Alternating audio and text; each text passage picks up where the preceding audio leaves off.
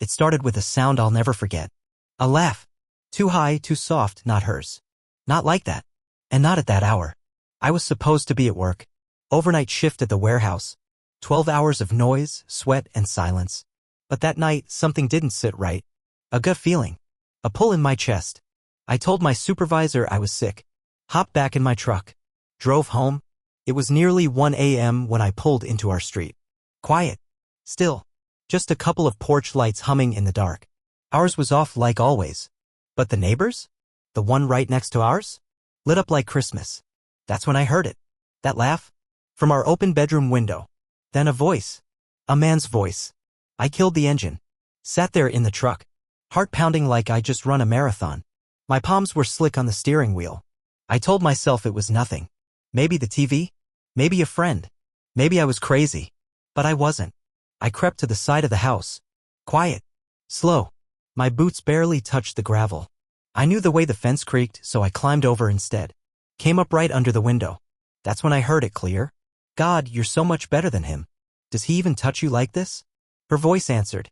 Laughing again. Soft. Breathless. Shut up, Matt. He could be home any second. Matt. Matt. The neighbor. My buddy.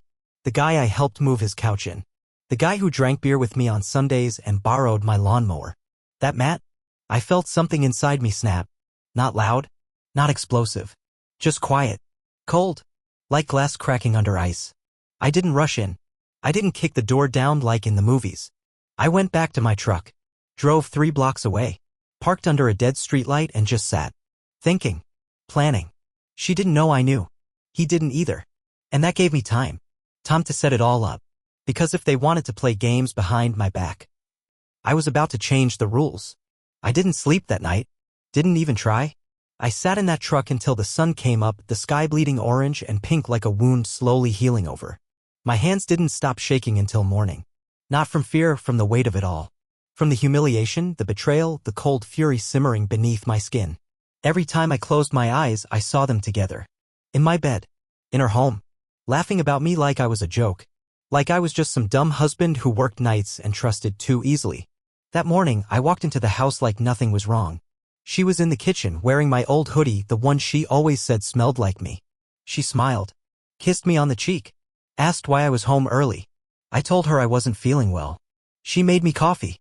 Sat across from me at the table like she hadn't just been naked with another man a few hours earlier. Like her skin hadn't been pressed against someone else's. I watched her hands as she stirred the cream into my cup. I watched her eyes too. They didn't flinch. No guilt. No flicker of shame. She was good. I'll give her that.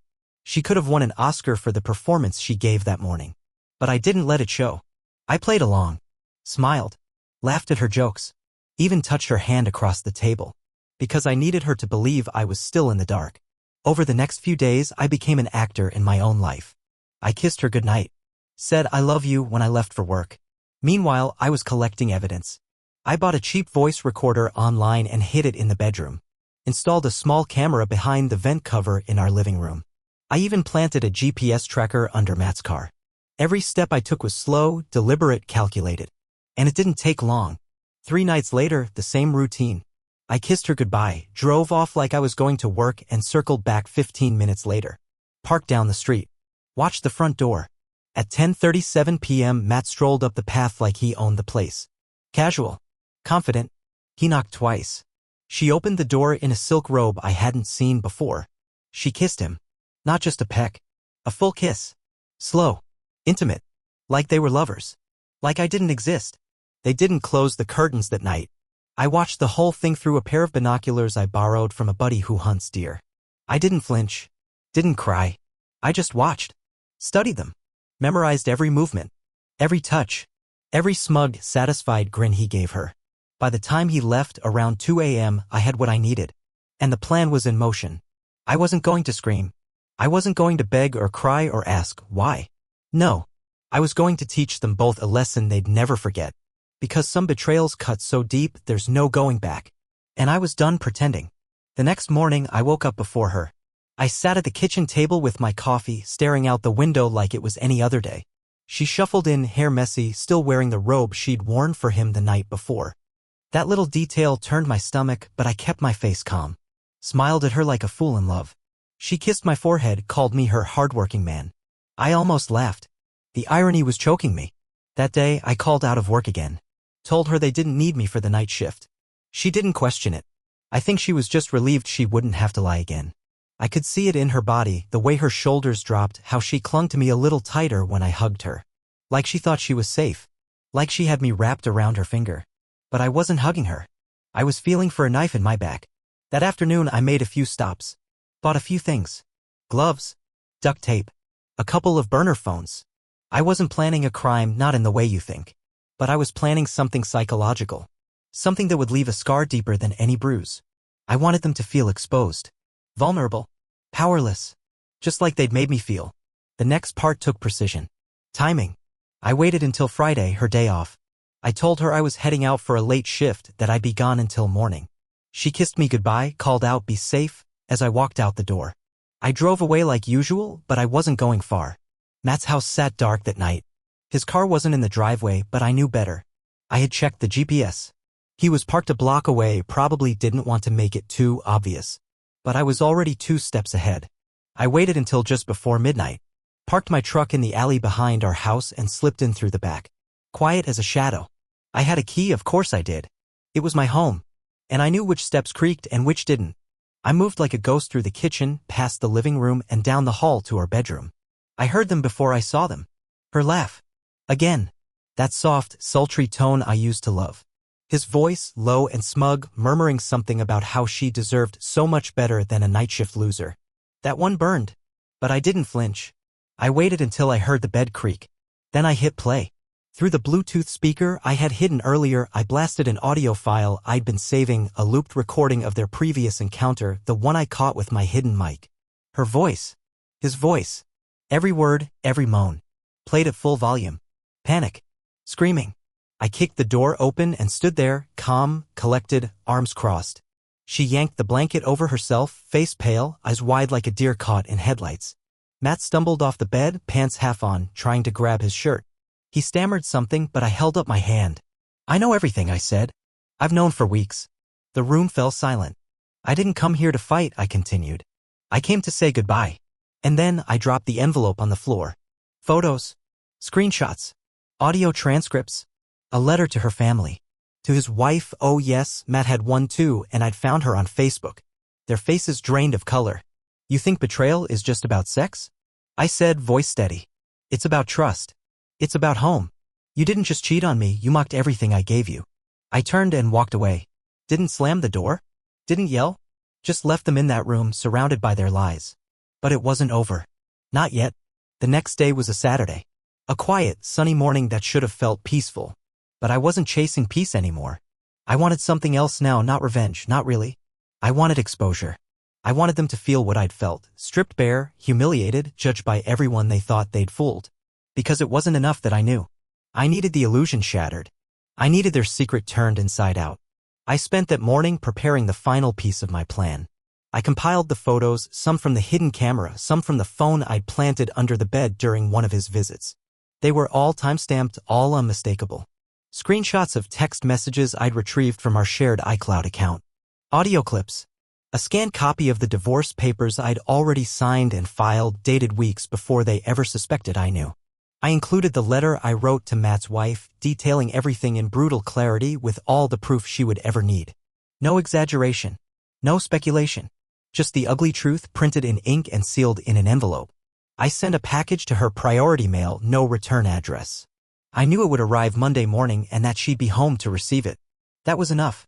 Then I turned to our small town's Facebook community group. A couple thousand members, neighbors, classmates, coworkers. People who all thought we were the perfect couple. I created a throwaway account with a name no one would recognize. No profile picture. Just a simple post. I used to believe in loyalty. In love. In marriage. But then I found out my wife was sleeping with the man who lives next door.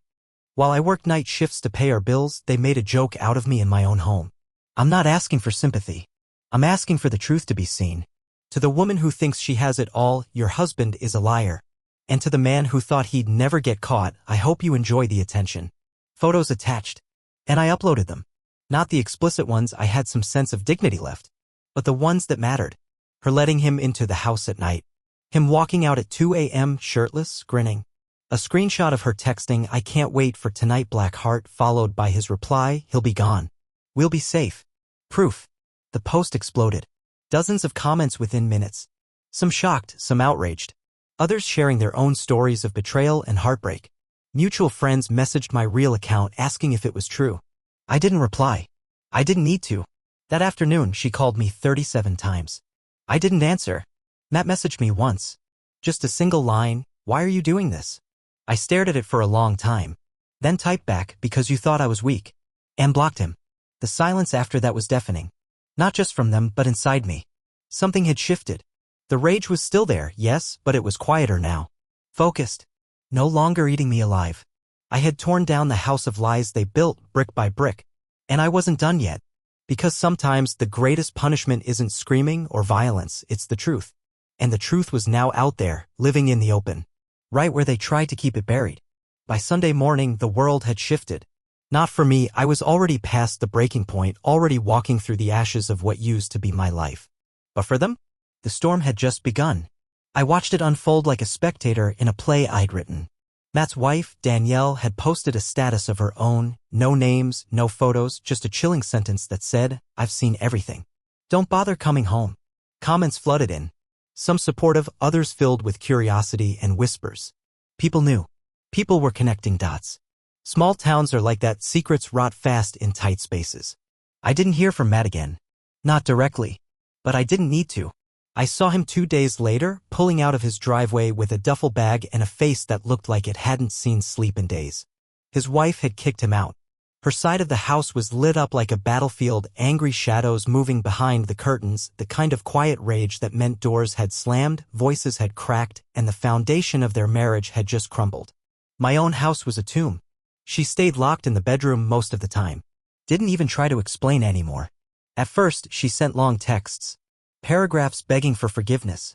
Claiming she'd made a mistake, that it didn't mean anything. That she still loved me. When I didn't reply, she tried to guilt me. Accused me of humiliating her, of ruining her life. That one made me laugh, actually laugh, for the first time in days. As if I'd ruined anything she hadn't already set on fire with her own hands.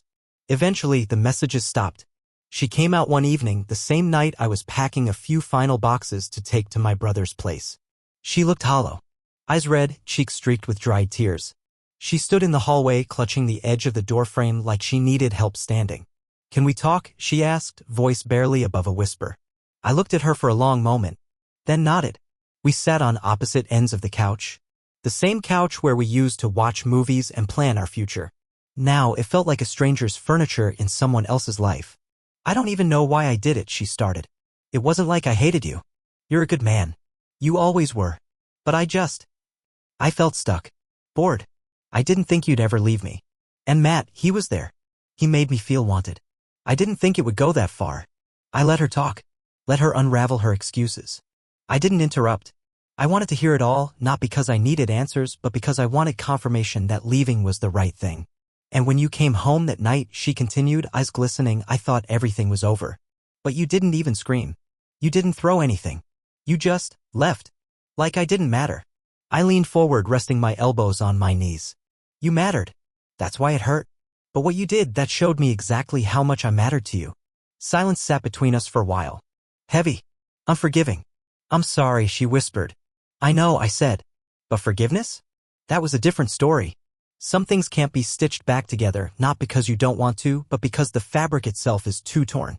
And I had no desire to patch up a life built on lies. Leaving the house for the last time felt nothing like I imagined it would. There were no dramatic goodbyes, no desperate chases down the driveway, no screaming in the rain. Just silence. The kind of silence that hums in your ears and makes everything feel unreal. I stood in the living room for a few minutes, holding my keys, looking around at the life we'd built, or at least pretended to. The photos still hung on the walls. Us smiling in Nashville. Her in that blue dress I bought for our anniversary. Me holding her waist like I'd never let go. Every frame a lie now. Frozen moments of something that never truly existed. I left them all behind. I didn't want to take memories with me. I didn't want objects soaked in betrayal. I took only what I needed, clothes, a few personal documents, my tools. Left the rest. Let her sort through the debris. Let her decide what parts of our life were worth keeping and which ones felt too dirty to touch. My brother let me crash in his spare room. No questions. Just a nod, a clap on the back, and a stocked fridge. That first night in a different bed felt surreal. I couldn't sleep. The silence there was different, not empty, but healing. I lay awake staring at the ceiling, wondering how long it would take before I could look at a woman and not see betrayal. Before I could trust again. Before I could believe someone meant what they said when they whispered, "I love you," into my ear. The days blended into each other after that. I kept my hands busy. Took extra shifts. Fixed things around my brother's place. Rewired his garage. Repainted the fence. Anything to stay moving, to keep the images from creeping back into my head, her fingers on his chest, his lips on her neck, my bed hosting their lies. But healing, I learned, doesn't come from distraction. It comes from facing it. So one night, after too many beers and a long drive through town, I pulled into the parking lot behind a familiar building, the local community center. Inside, they held support meetings. For grief, addiction, heartbreak. I wasn't sure which one I belonged to. Maybe all of them. Maybe none. But I went in. Sat in a circle with strangers, listened to stories that sounded nothing like mine and yet felt exactly the same. A woman whose husband ran off with her sister. A man who raised another man's kid for 12 years without knowing. A woman whose fiancé left her 2 weeks before the wedding because he needed time to find himself. And suddenly I didn't feel so alone. I didn't speak the first night. Or the second. But eventually I did. I told them everything. From the laugh through the window to the cold calm that followed. From the envelope I dropped at their feet to the photos I shared with the world. I said it all, voice steady, eyes dry. When I finished, someone clapped. Not out of celebration, but out of understanding. Pain shared, one woman said, is pain lessened. I didn't believe it at first. But in that moment, surrounded by people just as broken and brave as me, I wanted to.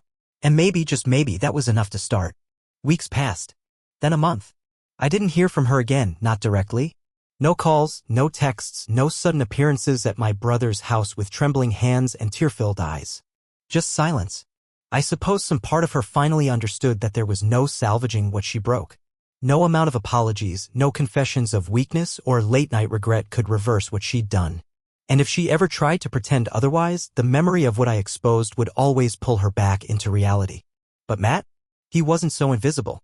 Small towns, like I said, have long memories and short tempers. Word spread faster than fire in dry brush. People stopped waving to him. Stopped inviting him to barbecues, poker nights, Sunday tailgates. The man who used to grin like he owned the world now walked with his head down, shoulders slumped, face hollowed out like he'd aged 10 years in a single season.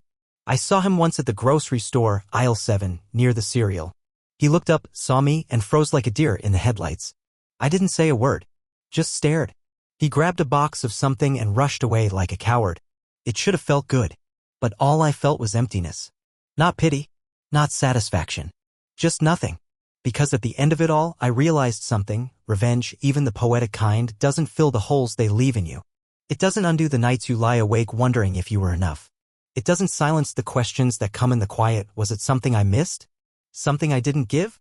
Or was it always about them? I spent a lot of time driving those days. Out past the city limits where the fields stretch wide and the roads are lined with rusting fences and leaning mailboxes. There's something about open space that helps you breathe when the walls of your life feel too close. I'd pull over sometimes, kill the engine, just sit there and let the silence do its work. No music. No phone. Just the wind and the distant hum of a life trying to move forward. And little by little I started to. It wasn't dramatic. Healing never is. It came in small ways. I stopped checking her social media. I threw away the last of the old photos I'd saved, not because I hated her, but because they no longer belonged to the person I was becoming. I started fixing things for neighbors again, helping out around the community center. Not because I had to, but because doing good, real good, reminded me of who I was before all of this. That's when I met Claire. She worked at the coffee shop near the hardware store. Not glamorous. Not dramatic. Just kind.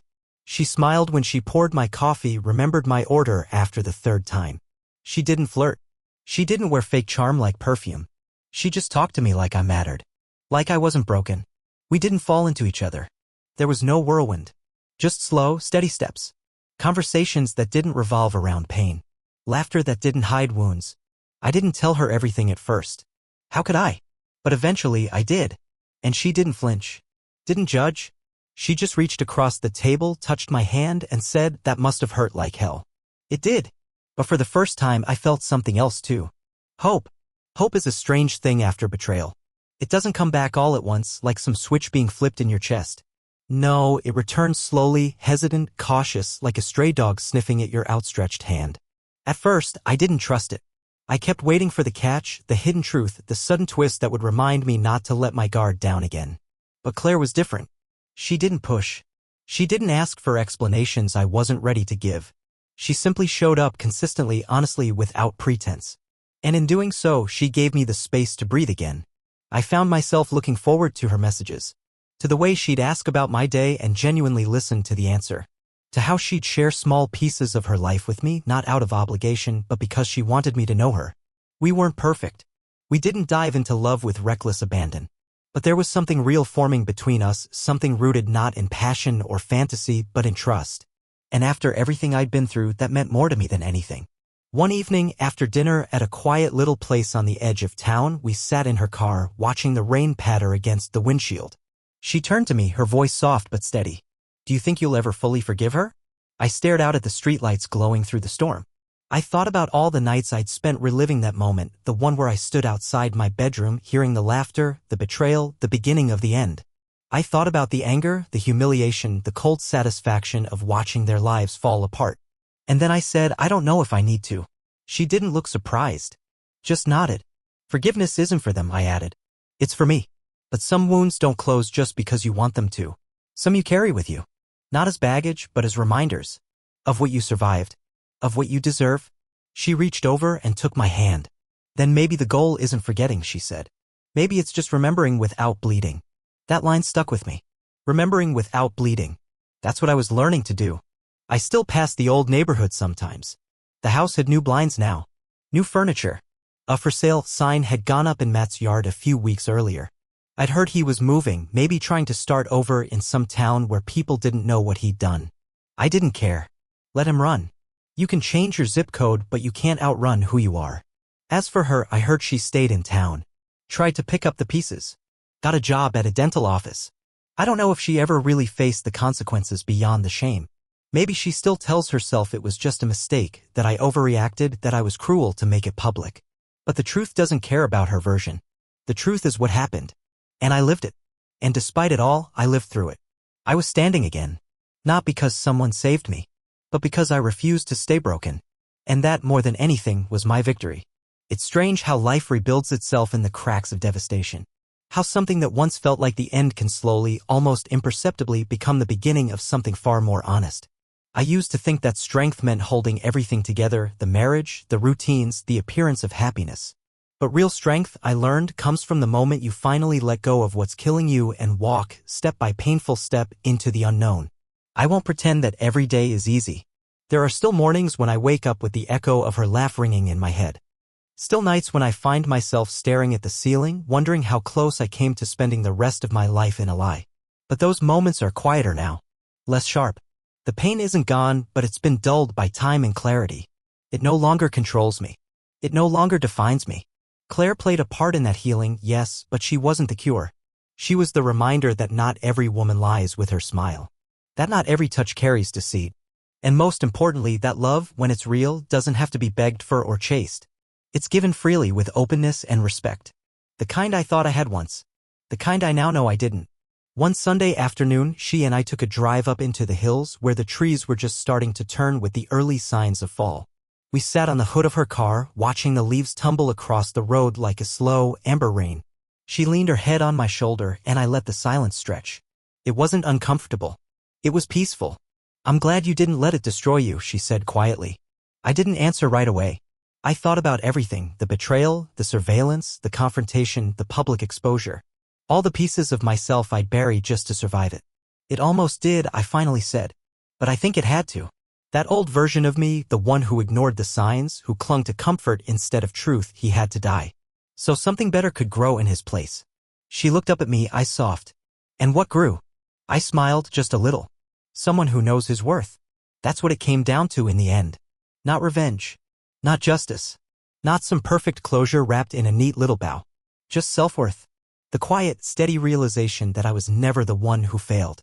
That loving fully, trusting completely wasn't a weakness. It was a gift, one they didn't deserve. And someday maybe I'll look back at that night, the night I stood outside my own home and heard the betrayal unfold, not as the worst moment of my life, but as the moment I was set free. Because sometimes the greatest kind of love isn't the one that stays. It's the one you find for yourself after everything else has fallen apart. It's been almost a year now.